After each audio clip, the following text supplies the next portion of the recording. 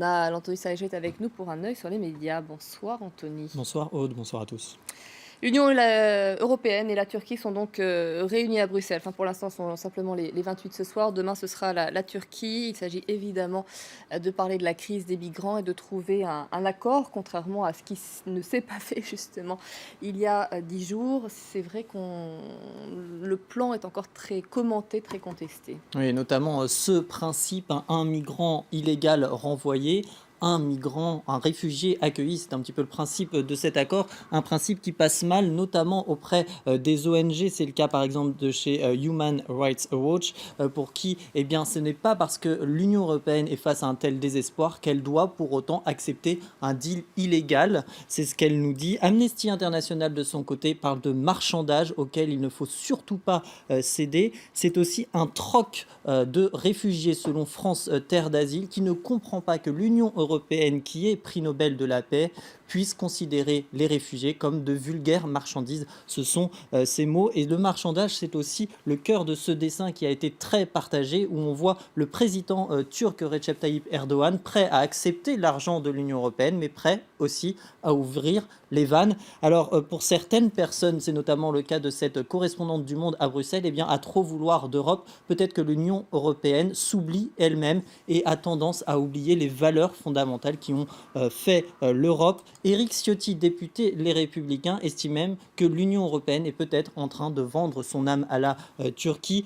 C'était aussi l'idée partagée par ce dessin de shot où on voit Jean-Claude Juncker, président de la Commission européenne, en train de baiser les pieds du sultan Erdogan. Alors, Charles Michel, le Premier ministre belge, a tenu toutefois à préciser à son arrivée à Bruxelles qu'il préférait aucun accord qu'un mauvais accord et qu'il était prêt à défendre les intérêts européens. En France, 4 mois après les attentats de Paris et de Saint-Denis, une commission d'enquête parlementaire s'est rendue au Bataclan afin de mieux comprendre le déroulement de cette soirée absolument sanglante. Oui, alors y a-t-il eu des failles de sécurité? Pourquoi l'assaut a-t-il été donné 2 heures et demie après l'attaque? C'est toutes ces questions auxquelles vont devoir répondre les parlementaires. Mais certains ont jugé ce déplacement particulièrement inapproprié. Certains y ont vu du voyeurisme. C'est le cas de cet internaute Patrick Puravet, ou encore Chagrincheux, qui parle même de vautour. Certains y ont même vu une sorte de récupération politique à 1 an des présidentielles.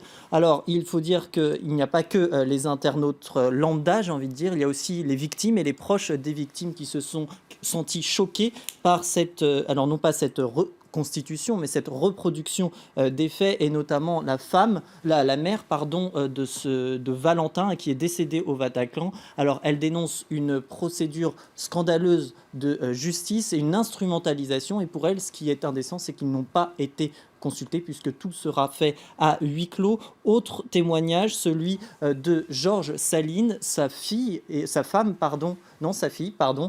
a été tuée aussi au Bataclan, et pour lui, eh bien, les questions sont encore là, et il regrette par ailleurs que François Hollande ne l'ait toujours pas reçu. Alors justement, face à ce désarroi des proches des victimes, eh bien, le rapporteur de la commission a tenu à préciser qu'il reviendra précisément dans son rapport sur la chronologie des faits, un rapport précis, dit-il, dans lequel il soulignera également l'hommage fait aux forces de police qui ont été très critiquées, qui ont été mises à mal par rapport à cet assaut donné. Olivier Falorni, également membre de la commission, a tenu à faire preuve lui aussi, a tenu à rendre compte et à rendre hommage à ces forces de police, à saluer un grand professionnalisme. Alors, au cœur de cette commission d'enquête, il y a aussi des témoignages, et notamment celui-ci de Caroline Langlade. Elle a fait partie avec une quarantaine de personnes. Ils se sont réfugiés dans une loge, et un des terroristes s'est fait passer pour un sauveur du GIGN, leur a demandé d'ouvrir la porte, et ils se sont posé la question de savoir s'il fallait le faire ou non, et ils ont dit non à une très courte majorité, et c'est ce vote qui leur a sauvé la vie. Merci beaucoup Anthony pour votre chronique ce soir. Un œil sur les médias. Vous restez avec nous dans Paris Direct. Moi je vous retrouve dans une poignée de minutes, 22h30. Ça sera un tout autre journal.